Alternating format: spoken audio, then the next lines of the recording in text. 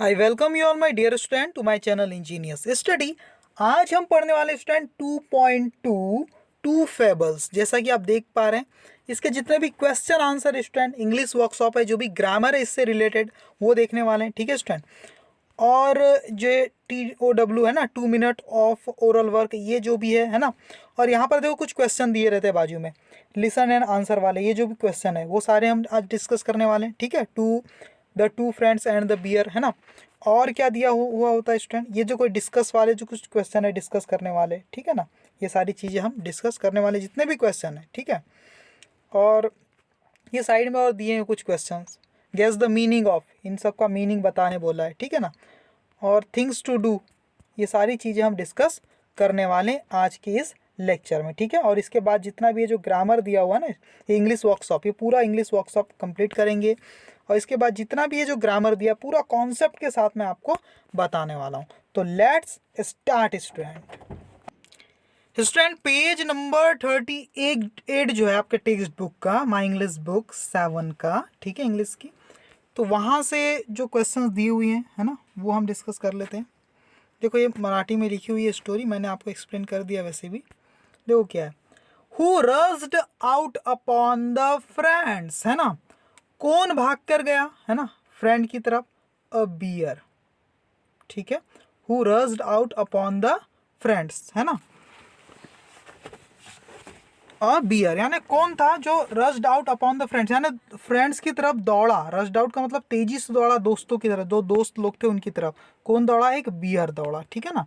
फिर क्या है, where were they at that time, और वो उस समय जब वो बियर दौड़ा कहाँ पर थे वे दोनों फ्रेंड्स लोग। यहाँ पर आंसर आएगा passing through a would. A would का मतलब है जंगल, एक जंगल से वो गुजर रहे थे। ठीक है ना, पास कर रहे थे। ठीक है स्टूडेंट, आगे देखो क्या है। डिस्कशन वाले कुछ क्वेश्चन दिए हुए हैं आपके उसी पेज में, देख लो, है ना। Why did the other traveller lie with his face in the dust.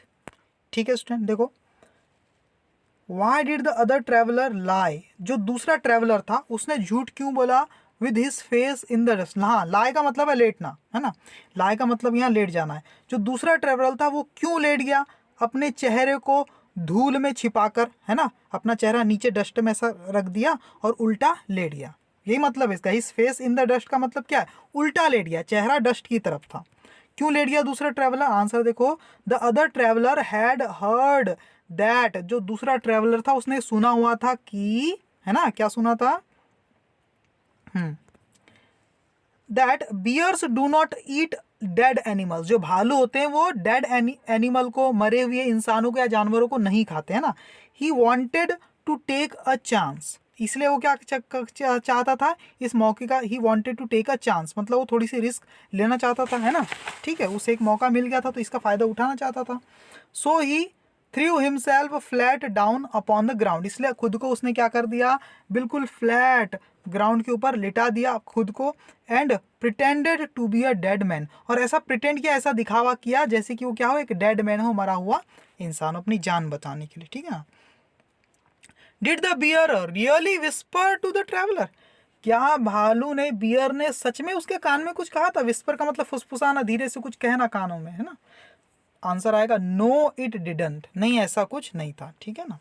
Activity में क्या दिया हुआ है देखो, use the phrase be good at something, है ना। ये जो फ्रेज है इसको आपको यूज करना है। ठीक है ना।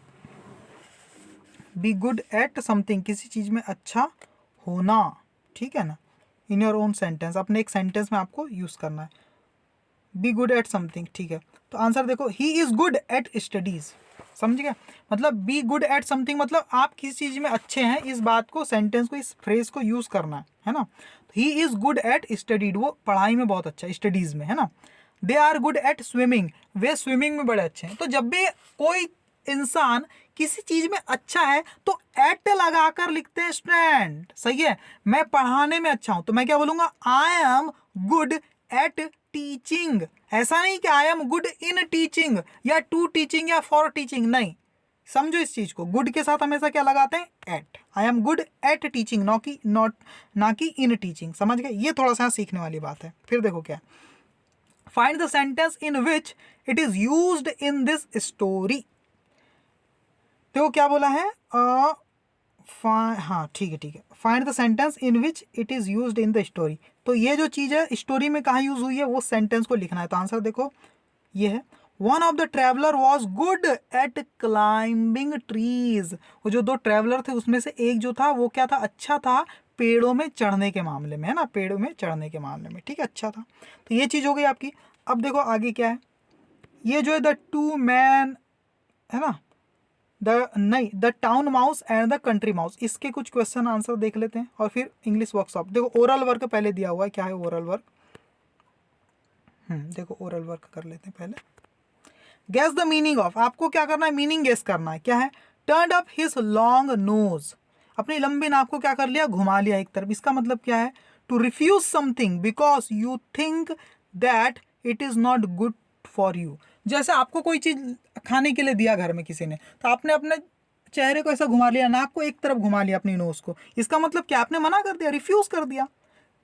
किसका मतलब होता है, रिफ्यूज कर देना, मना कर देना किसी चीज को, बिकॉज क्योंकि यू थिंक, आपको ये लगता है कि दैट की it is not good for you, कि वो आपके लिए अच्छी नहीं है, तो आप मना करते हैं। तो इसको आप ऐसा ही बोलते हैं, turn up his the nose, long nose, है ना। आगे देखो यहां पर क्या मतलब होता है, पुट अप विद का मतलब क्या होता है, पुट अप विद का मतलब होता है to accept something that is unpleasant without complaining. मतलब जबरदस्ती में किसी चीज को हाँ कह देना, स्वीकार कर लेना, अपना लेना, एक्सेप्ट कर लेना जबरदस्ती में, आपकी इच्छा नहीं लेकिन फिर भी सह लेना, सहन कर लेना, है ना। जैसे कि आप चाहते थे लेकिन आपको कई टीचर जो डांटते हैं आपको, टीचर्स लोग, तो आप डांट को सहते हैं कि नहीं, तो आप क्या बोलेंगे, मैंने उस डांट को क्या कर लिया, पुट अप कर लिया, है ना।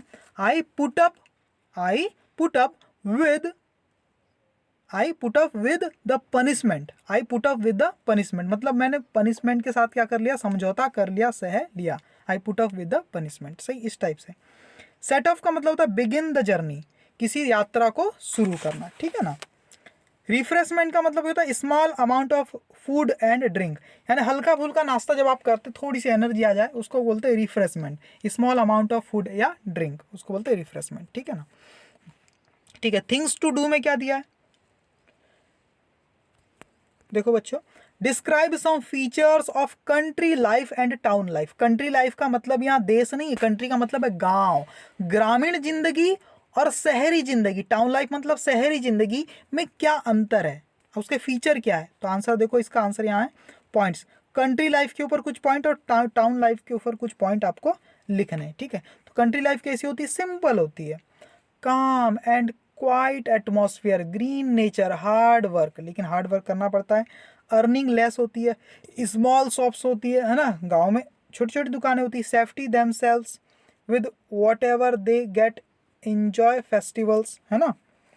सेफ्टी क्या करते हैं, खुद की अपनी, सेटिस्फाई देमसेल्फ, हाँ sorry, satisfy themself with whatever they get, enjoy festival, तो खुद को क्या कर लेते हैं, सेटिस्फाई कर लेते हैं, जो कुछ भी इस फेस्टिवल वो मनाते हैं, छोटे मोटे त्यौहार। Known for their hospitality and simple life, और गांव के लोग क्या होते हैं, जाने जाते हैं, नोन फॉर का मतलब काफ़ी जाने जाते हैं, क्यों, फॉर देयर हॉस्पिटैलिटी, अपने आओ भगत के लिए, गांव में कोई मेहमान जाते हैं तो कितना स्वागत करते हैं, एंड सिंपल लाइफ, अपनी सिंपल जिंदगी के लिए जाने जाते हैं। अब बात करते हैं टाउन लाइफ के बारे में, क्या होती है, life full of Hari and flurry, Hari and flurry का मतलब अस्त व्यस्त रहती, बहुत व्यस्तता रहती है ना, and worries fast, and worries fast, worries से भी भरी रहती है, डर भी रहता है, बहुत फास्ट होती लाइफ, है ना। Relentless life, cut throat competition in every field, कैसी होती, रिलेंटलेस मतलब ज़्यादा शांति से दूर रहती, ज़्यादा शांति नहीं रहती, है ना। लाइफ कट थ्रोट कंपटीशन मतलब बहुत ज़्यादा कंपटीशन रहता है, कट थ्रोट का मतलब बहुत ज़्यादा कंपटीशन रहता है, एवरी फील्ड, हर फील्ड में, शहरों में। Contended even after a lot of money and luxury, यानी बहुत ज़्यादा पैसा और सुख सुविधाओं के बाद भी लोग क्या रहते हैं, थोड़े से उदासी दिखते हैं, उनको ऐसा लगता है और चाहिए, सेटिस्फाई नहीं रहते। डिसकंटेंटेड का मतलब वही होता है कि सेटिस्फाई नहीं रहते, बहुत ज़्यादा पैसा और सुविधाएं रहने के बाद भी, लग्जरी का मतलब वही है। मॉडर्न मीन्स, जो आजकल के जो माध्यम है, मीन्स है ऑफ कम्युनिकेशन, बात करने के, एंड इंटरटेनमेंट, है ना, नाइट लाइफ, पॉल्यूशन, देखो entertainment, night life, pollution, stress and strains, तो ये सारी चीज़ें इसमें मिलती है आपको, है ना। क्या क्या मिलती है? Means of communication and entertainment, मनोरंजन के बात करने के आपको साधन मिल जाएंगे। नाइट लाइफ, जिंदगी यानी रात में काफ़ी देर तक यहाँ की नाइट लाइफ भी होती है, रात में ज़्यादा देर तक जगते हैं, दिन में कभी सो जाते हैं। पॉल्यूशन बहुत ज़्यादा रहता है यहाँ पर। स्ट्रेस एंड स्ट्रेंस, बहुत ज़्यादा स्ट्रेस रहता है, स्ट्रेन तनाव यहाँ पर काफ़ी रहता है। देखो आगे क्या बोला है, rewrite the story using human characters and making other appropriate changes, है ना। ह्यूमन कैरेक्टर को लेकर के आपको स्टोरी लिखनी है एंड कुछ परिवर्तन इसमें करने, ठीक है ना। पॉइंट देखो, सखराम अ विलेज, है ना, Sakharam a village farmer invites his friend Bablu. देखो ये जो स्टोरी हमने देखे, दो माउस की स्टोरी देखे थे, तो माउस के बदले आपको कोई दूसरे कैरेक्टर यूज़ कर लेना, ह्यूमन कैरेक्टर, और इसी टाइप की वो स्टोरी आपको बना लेनी है। तो यहाँ पर लिखा हुआ है, देखो स्टोरी देखो क्या है। सखाराम और विलेज फार्मर, गांव का एक फार्मर है Sakharam, his friend Bablu from a city, और उसका एक फ्रेंड है बबलू, शहर में रहता है। Bablu does not like to atmosphere, Bablu जो है बबुल डज नॉट लाइक, वो पसंद नहीं करता द एटमोसफियर, है ना। Dislike the simple and easy life of village, और वो क्या करता है, गांव की जो सिंपल लाइफ है उसको नापसंद करता है, डिसलाइक करता है। Hates simple food they gave, जो भी उसको सिंपल फूड देते हैं उसको हेट करता है, नफरत करता है। फील्स एवरीथिंग यूजलेस, और सारी चीज़ों को यूजलेस समझता है, बिना काम की। Dirty and uninteresting, leaves the village, leaves the village, ठीक है ना। वो गंदी और अनइंटरेस्टिंग लाइफ समझता है गांव की, है ना। यहाँ पर लीव्स नहीं आना चाहिए, लाइफ्स आना चाहिए, है ना। एल, देखो लाइफ क्या होती है, LIFE लाइफ होता है ना, LIFE लाइफ, तो इसी का प्लूरल बना देना है, LIEVES, लाइफ्स आना चाहिए। तो यहाँ पर गलत छप गया है, यहाँ लाइव्स होना चाहिए, LIEVES, है ना। लाइफ होता है ना LIFE, तो FE को हटा देना है आपको, और क्या कर देना है, LIEVES कर देना है, lives, lives LIEVS। Clear student, तो ऐसा आप कर दीजिएगा थोड़ा सा। तो ये जो इंसान है स्टूडेंट, वो क्या नाम, सकाराम, है ना, सकाराम और विलेज फार्मर है, ठीक है। तो इसका दोस्त के बारे में हमने बता दिया अभी, बबुल करके जो नाम है, बबुल, बहुत ये शहर में रहता है। तो ये क्या करता है, लेकर के जाता है, टेक्स सकाराम, लेकर के जाता है सकाराम को विद हिम, अपने साथ, टू हिज टाउन, अपने टाउन। सकाराम फील्स, और वहाँ पर सकाराम फील्स अनईजी, बड़ा अनईजी फील करता है, अच्छा महसूस नहीं करता इन द सिटी, शहर में, वहाँ के एटमॉस्फेयर को। कैनॉट ईट प्रॉपरली, अच्छे से खाना नहीं खा पाता, है ना। प्रीफर्स सिंपल फूड, यानी सिंपल खाने को ही पसंद करता है। To costly packaged food, absence of peace, यानी जो किसके बदले में प्रीफर करता है सिंपल फूड को, किसके बदले, कॉस्टली जो महंगा पैकेजिंग वाला फूड आता है ना, अब्सेंस ऑफ पीस, बिना शांति के, उससे ज़्यादा वो सिंपल फूड को पसंद करता है। Humanity disturbs him, leaves the city for good, for good, है ना। अब देखो यहाँ पर फिर से लाइफ्स आना चाहिए ना, lives the city for good. तो ये चीज़ है स्टूडेंट, समझ गए आपको। वो क्या समझता है कि जो सिटी की लाइफ है वो उतनी अच्छी नहीं है, ह्यूमैनिटी डिस्टर्ब्स हिम, है ना, lives the city for good. समझ गए आगे, क्लियर है। आगे देखो, तो कुछ पॉइंट्स आपको यहाँ पर दिए हुए हैं, तो इस स्टोरी को आप और अच्छे से लिख सकते हैं। What is the meaning of only, only का मतलब क्या स्टूडेंट, सबको पता है ये, the word only suggests that the gruelling and barking of the dog is not that important और सीरियस। ओनली का यहाँ जो मीनिंग है, ये जो आपके बुक में जो जिस यहाँ पर यूज़ हुआ है, वहाँ पर क्या मतलब है कि जो बार्किंग है और जो ग्रोलिंग है, घुर्राना भौंकना, वो ज़्यादा इंपॉर्टेंट और सीरियस मैटर नहीं है, ठीक है ना।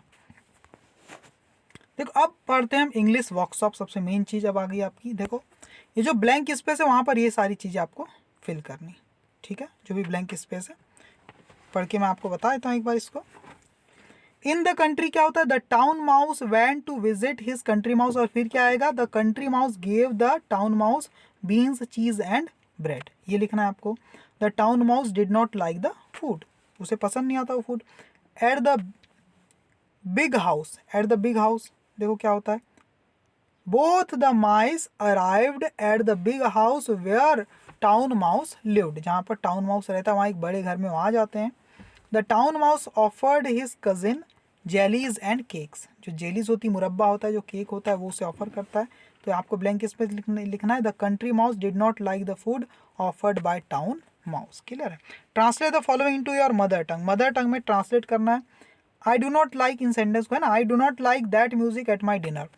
तो आपको मराठी में ऐसे लिख लेना, आप इसे पढ़ लीजिए। या फिर हिंदी में आप क्या बोलोगे कि डिनर के समय, रात के भोजन के समय मुझे इस टाइप की म्यूज़िक पसंद नहीं करता, है ना। मैं रात में भोजन करते समय इस टाइप की म्यूज़िक पसंद नहीं करता, ऐसा लिखने। अब इसको क्या हिंदी में मैं बता देता हूँ, मराठी में तो लिखा हुआ है, हिंदी में आप क्या लिखोगे। देखो, better beans and bread in piece, इसका मतलब क्या है, शांति में खाए गए। बीन्स और बेटर क्या है, ज़्यादा। देखो मीनिंग समझो इसका ना। बेटर मतलब अच्छे हैं, क्या, बीन्स एंड ब्रेड, बीन्स का मतलब फलियां और ब्रेड को तो ब्रेड ही लिखना। इन पीस, शांति में खाए गए फलियां और ब्रेड ज़्यादा अच्छे हैं। किससे ज़्यादा अच्छे हैं, डर से खाई गई, डर से खाई गई केक और जेली, जेली मतलब मुरब्बे से, लिख लोगे, है ना।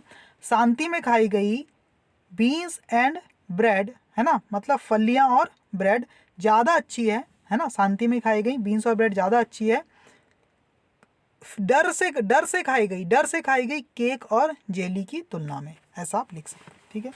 अब आपको क्या करना है, देखो third question, try to write more sentences on the pattern of better beans and bread in peace than cake and jellies in fear. तो इसी पैटर्न को आपको यूज करना है। देखो बेटर क्या है, आपको दो चीज में कंपैरिजन करना है। एक ज़्यादा बेटर है, थोड़ी सी अच्छी है, और दूसरी की तुलना में ये चीज़ अच्छी है। तो जो ज़्यादा अच्छी है उसको पहले लिखना है, और जो कम अच्छी है उसको बाद में, और जो ज़्यादा अच्छी है उसके पहले आपको बेटर लिख देना है, बस बेटर, और जो कम अच्छी है उसके पहले देन लिख देना है, ख़त्म। यही स्ट्रक्चर है। देखो वैसे किया है। बेटर लेट, लेट होना अच्छा है, देन नेवर, कभी ना करने से अच्छा है कि लेट करो कोई भी चीज़, ये है ना। बेटर अच्छा है, अच्छा क्या है, कीप क्वाइट यानी शांत रहना ज़्यादा अच्छा है, देन, है ना, ज़्यादा अच्छा किससे, इनवाइटिंग अ क्वारल, कोई झगड़ा वगड़ा खड़ा करना, है ना, उससे अच्छा है कि हम शांत रहे, ठीक है ना। Better sleep hungry than stealing, भूखा सोना ज़्यादा अच्छा है। बेटर क्या है, स्लीप हंग्री, भूखा सोना, देन किसकी तुलना में, स्टीलिंग, चोरी करने से। बेटर अच्छा है, क्या अच्छा है, सिट एट होम, घर में बैठे रहना अच्छा है, देन किसकी तुलना में, बल्कि वॉन्डरिंग, इधर उधर घूमने से, इन द स्कॉर्चिंग हीट, तेज तपतपाती गर्मी में घूमने से अच्छा है कि घर में बैठे रहें। ठीक है, ऐसे यूज़ करना है। Right the moral of the story in your mother tongue. Moral मतलब एक जो संदेश जो देती, क्या मैसेज देती स्टोरी, वो आपको लिखना है मदर टंग में। तो ये मराठी में यहाँ पर लिखा हुआ है। अगर हिंदी में आप लिखना चाहें तो मैं आपको बता देता हूँ। आप यहाँ लिख सकते हैं कि शहरी लाइफ से ज़्यादा अच्छी होती है ग्रामीण लाइफ, है ना, क्योंकि शहरी लाइफ बहुत ही व्यस्तताओं से भरी होती है, खतरों से भरी होती है, जबकि ग्रामीण जीवन कैसा होता है, शांत होता है और सादा रहन सहन वाला होता है, और यहाँ पर किसी चीज़ का डर नहीं होता, टेंशन फ्री लाइफ होती। तो ऐसा आप थोड़ा सा लिख लीजिएगा अपने शब्दों में। ठीक है। लैंग्वेज स्टडी में क्या है स्टूडेंट, लैंग्वेज स्टडी में मैं आपको लेकर के चलता हूँ बहुत अच्छे से, उसको भी हम सॉल्व कर लेंगे सारी चीज़ें। स्टूडेंट अब हम देखने वाले लैंग्वेज स्टडी, ग्रामर वाला जो पोर्शन है वो डिस्कस कर लेते हैं। क्या कुछ दिया हुआ है देख लेते हैं स्टूडेंट, है ना। देखो क्या है, यू हैव लर्न, आप सीख चुके हैं इन स्टैंडर्ड 6 क्लास में, दैट वर्ब, मतलब वर्ब क्या होती है, एक्शन वर्ड, ऐसे वर्ड जो किसी एक्शन को बताते हैं, हैव डिफरेंट फॉर्म, उसकी अलग अलग फॉर्म होती है ना, to show the time at which the action happens. अलग अलग फॉर्म की होती है, अलग अलग टाइम को रिप्रेजेंट करती है ना। एक प्रेजेंट की फॉर्म होती है जो प्रेजेंट टाइम को शो करती है, उसी वर्ब की एक पास्ट फॉर्म होती है जो पास्ट के टाइम को शो करती है, और एक फ्यूचर की फॉर्म होती है जो फ्यूचर के टाइम को शो करती है। जैसे पास्ट में देखो, ही लिव्ड इन अ होल, मतलब वो एक होल में रहता था, ये मतलब निकलेगा। प्रेजेंट में अगर लेके जाएंगे तो हम बोलेंगे he leaves in a whole. तो हमने चेंज क्या किया, कुछ नहीं किया, ये वर्ब लीव्ड था ना, उसको लीव्स कर दिया, बस उसकी फॉर्म चेंज कर दिया, और ये फॉर्म होती है प्रेजेंट वाली। देखो प्रेजेंट वाली फॉर्म लीव्स, है ना, वो क्या, इसका मतलब क्या निकलेगा, वो एक होल में रहता है ना। फ्यूचर में देखो ही, अब लीव जो है LIVE लीव, उसी की फॉर्म फिर से चेंज कर दिए, विल लीव कर दिए, उसको क्या कर दिए, विल लीव, तो ये फ्यूचर की फॉर्म में लिख दिए। He will live in a hole, मतलब वो एक होल में रहेगा, अभी रहता नहीं, इन फ्यूचर रहेगा। ठीक है, तो ऐसे ये फॉर्म से हमें टाइम पता चल जाता है। आगे देखो, यू ऑल्सो नो दैट, आप ये भी जानते हैं कि the past tense form usually have D और ईडी और I E D at the end. जो पास्ट फॉर्म होती है स्टूडेंट, वो लगभग या तो डी होता है उसमें, डी या ई डी होता है, या फिर आई ई डी होता है स्टूडेंट, सही बात है ना। जैसे सक्सेस में सक्सीड कर देते हैं, सक्सीड है ना, सक्सीडेड कर देते हैं उसको, सही बात है। वैसे ही कम, केम, कम, ये तो सिंपल फॉर्म है, लेकिन ईडी वाली फॉर्म जनरली वैसी ही होती है ना। ईडी लगा दो तो पास्ट फॉर्म बन जाती है, हमें पता है, और इसको बोलते हैं रेगुलर फॉर्म। इसको क्या बोलते हैं? Regular form. यानी कुछ नहीं करना है आपको, ईडी लगा देना है तो आपकी रेगुलर फॉर्म बन जाती है। ओके, देखो जैसे स्टूडेंट, जैसे फिनिश लिखना है ना, तो फिनिश की फर्स्ट फॉर्म क्या हो जाती? फिनिश्ड हो जाती। वॉच की वॉच्ड हो जाती, प्ले की प्लेड हो जाती, ऐसे बहुत सारी चीज़ें, ठीक है स्टूडेंट। अब इन सबको क्या बोलते हैं? Regular form. बस बहुत आसान होती है, इसमें ईडी लगाना है बस। तो some present tense form third person singular have S या ई एस या I E S at the end. Present tense form भी होती है कुछ, है ना, जिसमें आखिरी में एस या ई एस लगता है। देखो पास्ट फॉर्म क्या होती है? ई डी लगता है या डी लगता है या आई ई डी वर्ब में, है ना, तो आप समझ जाएंगे कि पास्ट की फॉर्म है। लेकिन प्रेजेंट की फॉर्म में क्या होता है? एस या ई एस या आई ई एस लग जाता है। जैसे प्ले से प्लेस बन जाएगा, वॉच से वॉच से बन जाएगा, ठीक है ना, फिनिश से फिनिशेस बन जाएगा, सही है, सही है। क्लोज से क्लोजेस बन जाएगा, या ईडी लगाएंगे तो क्लोज्ड बन जाएगा, इस टाइप से, ठीक है। और फ्यूचर फॉर्म में पता है विल या सेल लग जाता है और वर्ब की पहली फॉर्म लग जाती। तो बहुत सिंपल है ना, जैसे समझ गए, यहाँ ईडी लगता है, यहाँ एस या ई एस या आई ई एस, और यहाँ पर विल या शेल, ठीक है। प्रेजेंट फॉर्म फ्यूचर बनाना है तो विल या सेल, तो आपको वही करना है। जैसे लाइक्ड, देखो ईडी लगा है, पास्ट फॉर्म है। प्रेजेंट फॉर्म में या तो लाइक या फिर लाइक्स, या एस या यस लगाओ या सिंपल रखो दो। फ्यूचर में विल लाइक। तो ऐसे ही आपको क्या करना है, 5 वर्ब ऐसी टाइप की लिखनी, जैसे यहाँ लिखा है ना, like, love, answer, scamper, wait, और उसके ऊपर क्या बनाना है, कुछ सेंटेंस भी बनाना है। देखो सेंटेंस भी बनाना है, तो सारी चीज़ें मैं आपको एक साथ दे देता हूँ स्टूडेंट। ये चार्ट आपके सामने बना हुआ है, यहाँ पर देखो आप अच्छे से। वर्ब जैसे लाइक है तो पास्ट फॉर्म क्या हो जाएगी? लाइक्ड। तो हम क्या लिख देंगे? ही लाइक्ड कुछ भी स्विमिंग, सेंटेंस बनाना है हमें क्योंकि, है ना। और प्रेजेंट टेंस में क्या लग देंगे, कर देंगे इसको, ही लाइक्स प्लेइंग क्रिकेट या ही लाइक्स स्विमिंग, ऐसा भी लिख सकते हैं। फ्यूचर में दे विल लाइक, देखो विल लाइक कर दिया, to play kho kho tomorrow, सही है। वैसे ही लव के ऊपर ये सेंटेंस बना दिया मैंने, है ना। यहाँ लव्ड है, यहाँ पर लव, क्योंकि दे इसलिए लव आ गया, ही रहता तो लव्स हो जाता, यहाँ विल लव हो गया। तो इस टाइप से आंसर, ये भी आंसर, पास्ट फॉर्म आंसर्ड हो गई, आंसर्स हो गई, क्योंकि सिंगल बॉय है तो आंसर्स, यहाँ विल आंसर हो गया। तो इस टाइप से हमने सेंटेंस बनाया, आप इसको अच्छे से पढ़ लीजिएगा, आपको समझ में आ जाएंगे, ठीक है। और क्या बोला है, देखो सेकंड में, कंप्लीट द फॉलोइंग टेबल। ये जो टेबल है इसको कंप्लीट करना है, आपके सामने लिखा हुआ है आंसर। देखो पास्ट फॉर्म है, यहाँ पर प्रेजेंट फॉर्म है और फ्यूचर फॉर्म है। जैसे गो या गोज प्रेजेंट की फॉर्म होती है और वेंट हो जाती पास्ट फॉर्म, और फ्यूचर के लिए विल गो कर देना है। फ्यूचर में सब में देखो विल प्लस वर्ब की फर्स्ट फॉर्म बस, और यहाँ पर फर्स्ट फॉर्म या फिर उसके साथ एस या ई एस वाली फॉर्म, और यहाँ पर पास्ट फॉर्म। तो यहाँ पर देखो हम ईडी नहीं लगा रहे ना, पास्ट फॉर्म में लगा रहे हैं क्या ईडी? गो का गोड ऐसा तो नहीं कर दिए, तो ये रेगुलर पैटर्न फॉलो नहीं करती ईडी वाला, इसलिए इसको बोलते हैं इर्रेगुलर पास्ट फॉर्म। देखो यहाँ लिखा इर्रेगुलर पास्ट टेंस फॉर्म, ठीक है, समझ गए, वैसे ही है। और कुछ एक्टिविटीज़ दी है, देख लेते हैं। आपके बुक के पेज नंबर 42 में एक मेनू कार्ड लिखा हुआ है ना। रेगुलर थाली, डिलक्स थाली, ऐसा कुछ करके मेनू कार्ड, जब आप रेस्टोरेंट में जाते हैं खाना खाते हैं तो आपको एक मेनू कार्ड दिया जाता है कि आप उससे चूज़ कीजिए कौन सा आइटम आपको लेना है। उसमें हर आइटम के रेट भी लिखे हुए होते हैं, ठीक है। तो उसी के ऊपर कुछ क्वेश्चन पूछे हैं स्टूडेंट। देखो क्या बोला है स्टूडेंट, देखो पहला, guess the meaning of menu card. Menu card का मतलब क्या होता है? आंसर देखो इसका, menu card is a list of dishes, पकवानों की लिस्ट होती है, that can be served at a meal, है ना, जो कि खाने में आपको दी जाती है ना, एक आपके भोजन के रूप में परोसी जाती है आपको, वो लिस्ट होती है डिशेस की, है ना, जो सर्व की जाती है आपको एट अ मील, मतलब भोजन के समय। What is purpose of a menu card? Menu card का पर्पस क्या है, क्या कारण मेनू कार्ड क्यों दिया जाता है आपको स्टूडेंट? तो आंसर देखो इसका, menu card helps the diners to choose, यहाँ पर क्या है, डिनर है कि डाइनर्स, हाँ diners, to choose and order the food items. यहाँ डाइनर का मतलब जो डाइनिंग टेबल पे लोग बैठे हैं उसको बोला है डाइनर्स, है ना। तो मेनू कार्ड हेल्प करता है डाइनर्स लोग की, है ना, जो डाइनिंग टेबल में बैठे खाना खाने वाले हैं, ताकि वो चूज़ कर सके एंड ऑर्डर कर सके फूड आइटम को, अपने रेट वेट भी लिखे रहते हैं ना। फिर आगे देखो स्टूडेंट, है ना, क्या, is this menu card in English और मराठी, डिस्कस।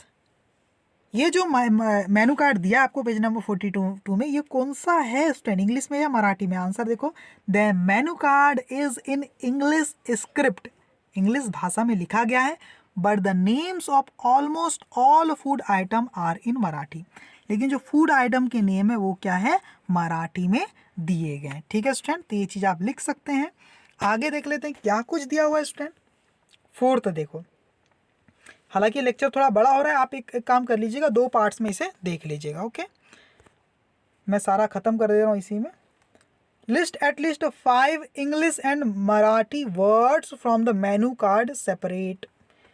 मेनू कार्ड से कुछ लिस्ट बनानी वर्ड्स की, तो इंग्लिश वर्ड्स की लिस्ट क्या है, regular, vegetable, deluxe, sweet, soup, butter, है ना। मराठी वर्ड्स की लिस्ट क्या है, मेनू कार्ड में से लिखना है आपको, ये सब चीज़ें लिखी हुई है। ठीक है, आप पढ़ लीजिएगा, क्लियर है। आगे देखो second, imagine that you have open a hotel in the following places. Imagine करो कि आपने इन जगहों पर अपनी एक होटल खोली हुई है, ठीक है ना। फिर क्या बोल रहा है, और इन सवालों के आपको आंसर देने। स्टैंड देख लेते हैं क्या है। विच लैंग्वेज या language script will you use on your menu card at each of this places. देखो अलग अलग सिटी में अलग अलग मेनू कार्ड में कौन सी आप लैंग्वेज यूज़ करेंगे। तो जैसे आपको दही सिटी आपकी दही बड़ी एक सिटी है, वहाँ कौन सी लैंग्वेज यूज़ करेंगे, मराठी। और स्क्रिप्ट जो लिखा, स्क्रिप्ट मतलब कौन सी भाषा में आप लिखेंगे चीज़ों को, वहाँ पर देवनागरी स्क्रिप्ट आप यूज़ करेंगे, ठीक है ना, मराठी के लिए, है ना। नागपुर सिटी में आप कौन सी लैंग्वेज यूज़ करेंगे, मराठी, हिंदी या उर्दू चल सकती है। और जो स्क्रिप्ट लिखेंगे, जो मेनू कार्ड जो भाषा लिखेंगे वो देवनागरी या उर्दू स्क्रिप्ट आप लिख सकते हैं, ठीक है ना। बेंगलुरु में आप कन्नड़ या इंग्लिश भी बोल सकते हैं, और कन्नड़ या इंग्लिश की कोई भी स्क्रिप्ट यूज़ कर सकते हैं, कन्नड़ की या इंग्लिश की, ठीक है ना। लंदन में जाएंगे तो इंग्लिश ही चलेगी, वहाँ तो स्क्रिप्ट भी आपकी इंग्लिश ही चलेगी, ठीक है। तो ऐसे आपको करना है। बी में क्या बोला है देखो, you want to appoint staff in your hotel. आप अपने होटल में एक स्टाफ अपॉइंट करते हैं। What language do they need to know. तो उन्हें कौन कौन सी लैंग्वेज आनी चाहिए, the regional language Hindi and English. कोई भी होटल में कोई काम करने वाले स्टाफ आप लेना चाहेंगे तो आप क्या चाहेंगे कि उन्हें हिंदी और इंग्लिश आनी चाहिए, क्योंकि मोस्टली यही ज़्यादा यूज़ होती है ना।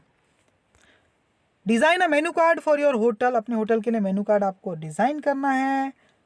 Offering food item of your choice, even fancy names of your dishes. तो आप इसको कर सकते हैं, जो 42 पेज नंबर में जो दिया है उसी के हिसाब से आप बना के इसको कर सकते हैं ना। और क्या दिया स्टूडेंट, यहाँ पर कुछ आपको दिया हुआ है। हाँ, ये तो आंसर दिया ही हुआ है खैर आपके लिए, ठीक है, आंसर कंप्लीट है। यहाँ पर देखो, hotel staff welcome the customers and tells them about the special item of the hotel, ये सब लिखा हुआ है। और जो ब्लैंक स्पेस है यहाँ पर देखो होटल, देखो आंसर में देखो होटल स्टाफ में आप ये सब बोलना है, होटल स्टाफ, ठीक है। Good evening sir, can I help you, ठीक है। कस्टमर क्या बोल रहा है, we need a table for 6 person, यानी बातचीत चल रही होटल स्टाफ और कस्टमर के बीच में, ठीक है। होटल स्टाफ कह रहे sure sir, come this way it is here. Customer बोल रहे हैं थैंक यू। इस टाइप से कुछ जो कन्वर्सेशन है वो हमने यहाँ पर दिखा दी है, ठीक है ना। ओके, तो बस इतना ही है आज का लेक्चर। अगर आपको देखो, हाँ अभी आगे देखो क्या है, होटल स्टाफ आगे कुछ और कह रहे हैं, फिर कस्टमर, ये सब चीज़ें लिखी हुई है, आप इसको कर लीजिए, पढ़ लीजिएगा, नहीं तो वीडियो बहुत लंबी हो जाएगी। यहाँ पर देखो, Australia family takes the hotel manager about the item on the menu card. हाँ ठीक है स्टूडेंट, हाँ ठीक है। तो ये कुछ है ऑस्ट्रेलियन फैमिली, वो आ रही है आपके सामने, तो आप कैसी बात करेंगे उनसे इंग्लिश में।